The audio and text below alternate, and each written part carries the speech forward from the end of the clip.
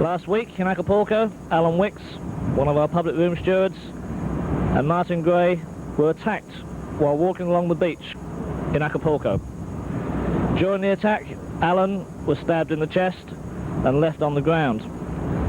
After this, Martin had to take Alan back to a local hotel where he got a taxi and brought him back to the ship.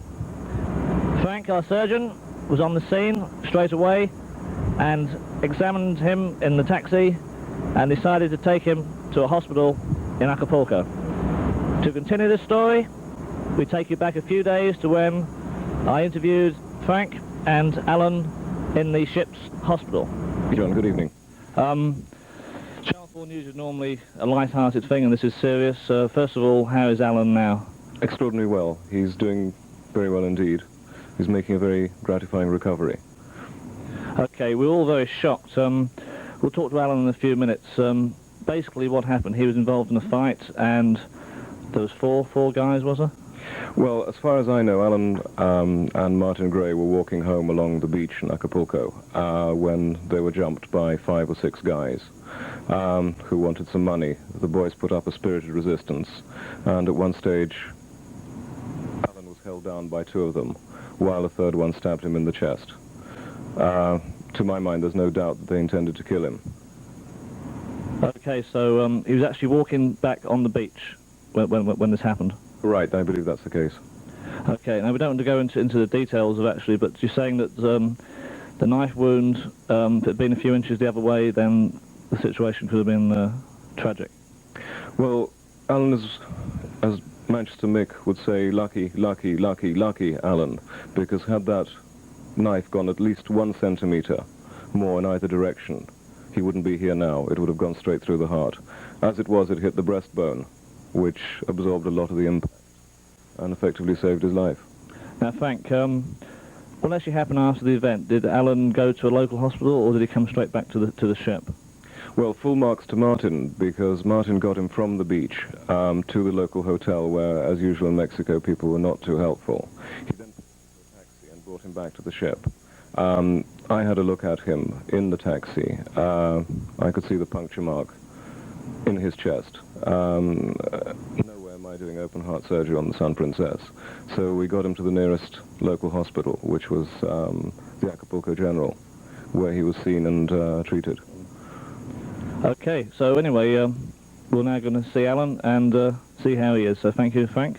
Thank you. It's nice to see you on Channel 4 News. It's wonderful to make my debut. Alan, here you are in the hospital. We know you're okay now, so how do you feel?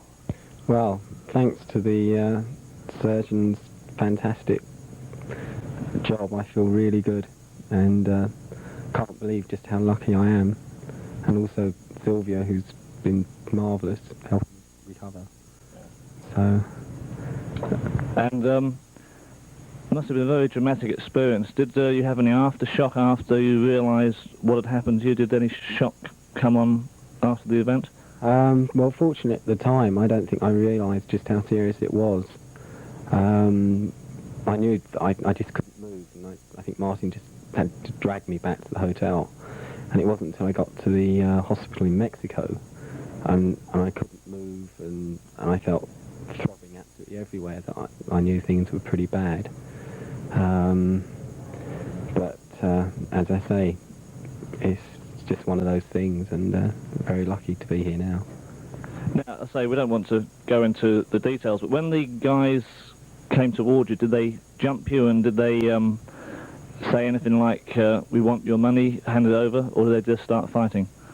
Well, they seemed to appear pretty quick out of nowhere, and they asked for money, and there's no way I was going to give it over without, first of all refusing, and having refused, well, that was it. They just attacked. Okay, and it's pretty obvious, if I say to you, what advice would you give to people in Acapulco? You'd give them advice, but in a few words, what would you recommend for people to do when they're ashore at night? Well, just not to walk along a beach.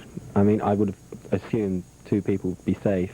I certainly wouldn't have walked along a beach by myself, but 2 I would think to be safe, but obviously this proves that 2 aren't safe at all. Anyway, Alan, thank you very much for giving us this very exclusive interview, because I was, to be quite honest with you, I was surprised when you said you would like to go ahead with this because, you know, someone has been stabbed in a situation like you are. You're going to go home on Saturday?